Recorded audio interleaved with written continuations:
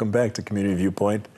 Again, I'm John Pawlak, your host, and we had an exciting first half with Chris Wilson from Jetpack America, and he will be here once again with the newest student flyer, Mary Duff, who I have the honor to work with over at the Community Coalition. She's a AmeriCorps Vista member, and she had the good fortune of testing out the jetpack. And since she qualified and she didn't drown, what is she now? A jetpack? She's a jetpack pilot. Jetpack pilot. She's great. Just like what he has on his shirt. So we're going to talk with Mary on how her experience was. And we do have a little video that you take with everyone. It's 4 or 5 minutes. That shows you that, in fact, they did not drown and they had a good time. And basically, what did you go through to get there, besides being offered to go there? When you got there, you had to go through an orientation? Yeah, so I went through about a 10-minute orientation video where we talked about what I would be experiencing with the jetpack, how to fly it, my buckle system that I would use, and then just how to get out of the water. So they just didn't throw you in there or anything. You got a lot of safety and health information on there. Yes, I was definitely prepared. So you watched the video of other people?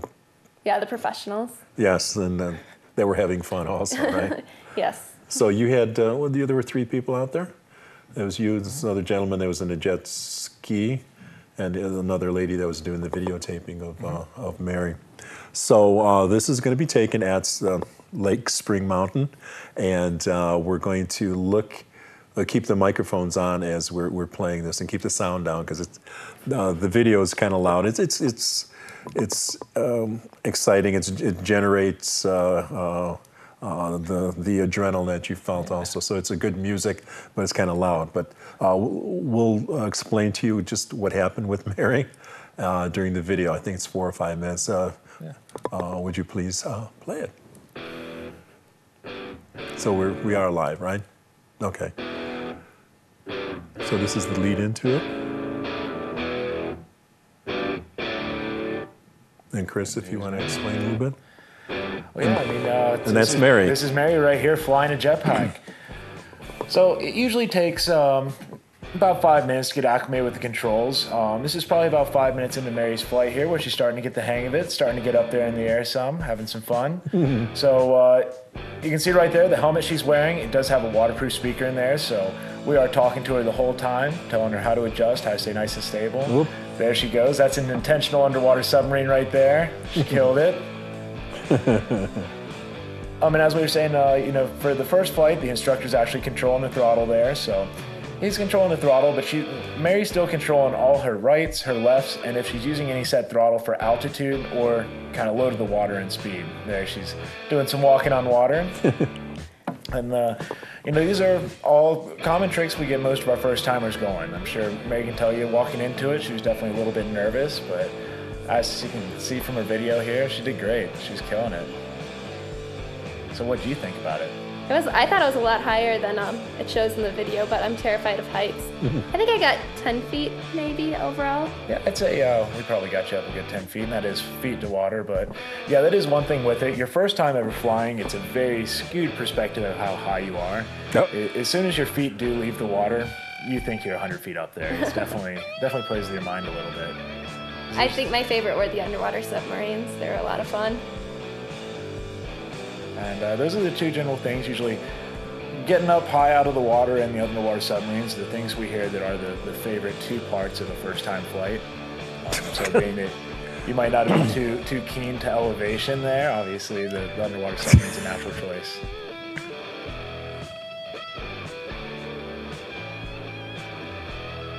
There she's walking on water, yeah. And up there though. I tended to favor the sides. The shallow parts, I think. I was trying to stay away from those. The controls are really sensitive, so it took a little bit to adjust and get used to all of that, but it was a lot of fun. Oh, there you go again underneath the submarine, yes. I wasn't sure how long I'd be allowed to stay under there until I got rescued. Well, it's one of those things. For your first one, I keep it under 3 seconds, but as you show that you're stable with it and you're having some fun, we'll let you stay down a little bit longer. Just kind of the instructor's job is always, the number one thing is safety. So we're always very cautious in the beginning, but as you kind of prove yourself, we let you get a little bit more crazy with it, stay underwater a little bit longer with the underwater submarines, have a little bit more fun. But yeah, it's one of the lovely things that you're saying. You kind of might have been prone to kind of go on towards those shallow parts, but there you can see that black liner. That's what they're in the process of getting everything fixed and extended, so that water level will end right at the rocks there behind the island, and it'll be all the way up. We actually extended the shoreline a little bit on the outskirts of it, so it's going to kind of take more of a natural contour and kind of just be kind of curvy more than what we have now, which is pretty much a straight circle. So I'm really looking forward to it. Planning on by June to have the building, the lake pretty much wrapped up. Obviously, they're still going to have a few more things to do there, but I'm excited for when it starts to get closer to completion. I think one of the hardest things was getting in and out of the wetsuit. Oh, okay. Yes, wetsuits are not the most fun to put on, but they do keep you nice and warm. And they're not required. It's just still the water is a little bit on the chilly side, not too bad, but still kind of recommended. But I think by the time we get into another month, that water will be nice and warm and no wetsuit needed. Just go and fly in whatever swimsuit you choose to. Oh, yeah, so you'll be able to just use your own swimsuit? Oh, okay. Yeah, there's no requirements on the wetsuits, just for comfort in the colder months. And it was pretty warm when I went. I just didn't want to take any chances. Well, that's true, yeah. Yeah, because you're not going to scrape yourself too much on the water. It's like you're not on the sand or anything. But so that's at the 4.5 acre lake out there, Lake Spring Mountain. Yeah. And you say on the 26th? Yeah, so April 26th, it's a Sunday. Gates opening at 10:30, the event running from 11 to 1 o'clock to come check it out firsthand, watch some demo flights, and kind of go through how all of the whole technology works for hydro flight. So you have you have the other facilities over in San Diego and Newport Beach. So they are actually in the ocean then? Or well, they're in salt water, but they're in the Bay areas. So in Newport Beach, we run right there in the harbor, and in San Diego, we're located inside Mission Bay. So you can operate these things anywhere. Our president actually flew from Newport Beach to Catalina Island on one of these, a 26-mile voyage there. Just as long as he pulled the boat with him to ski. Exactly. So anywhere there's water, you can go with it, but it does work better. It's easier to kind of get acclimated with it on calmer water. So we do it on the bays. We try to stay away from the ocean and the swells. Okay, so once again, Lake Spring Mountain. I want to say Springfield. That's too many Simpson episodes. Almost slipped out that time. Yeah, I know. Yes, Lake Spring Mountain. Right. So you have the your crew is what? The 3 people we saw, you and 2 others, or there's more? I've got more. I usually, operational days, we're usually running with about 3 people, sometimes 4, just kind of depending on the day. So how many people? Sure we have all our bases covered. Yeah, you figure how many people could you service in one day? And let's say in the summertime. Also, so currently we're just running with 1 jetpack. So with 1 jetpack, it depends on how long people's flights were, but anyway between 10 to 20 people in a day, just kind of depending. And a flight is how long? They range from 15 minutes to an hour of actual flight time. You do that, it's about an hour of instruction inside the office that Mary was talking about there before you actually get out there. And then our most common flight experience are a 15-minute flight experience and a 25. So the 15-minute we kind of consider a taste test of it because it takes 5 to 10 minutes to get acclimated with it. But it's enough to come out there and experience it, and some people kill it in that. But we recommend 25 minutes. That's where you're really going to have time to get acclimated with it, really start having some fun. But kind of getting back to that, I am definitely planning on getting at least 1 other unit, possibly another 2, so that we can fly 2 or 3 packs at a time, opening up to do a lot more people in a day. Okay. But, we're here in spring now, so it's just starting to warm up. We're getting the awareness out there and everything, so we're starting to pick up. So not quite right yet do I need multiple packs, but I'm already looking forward into that time because I definitely, by June, we'll be running 2 at a time. Now, today happens to be very calm, but we were talking earlier, it was quite blustery, it was quite windy, but that didn't affect it that much? No, That's the thing. Everybody thinks that the wind's going to affect it, like as if you're parasailing or flying a plane or anything like that. But you're really so streamlined up there. It's just you pretty much up there. The pack doesn't take much size. It's not big. It's not catching the wind at all. So it really doesn't affect you at all. It'd have to be windy enough for it to affect your walking for it to really affect your flight, because you're not catching that wind and not being thrown around with it. And we can fly in rain too. We don't force people to fly in rain because obviously a lot of people don't want to, but you're getting wet anyway.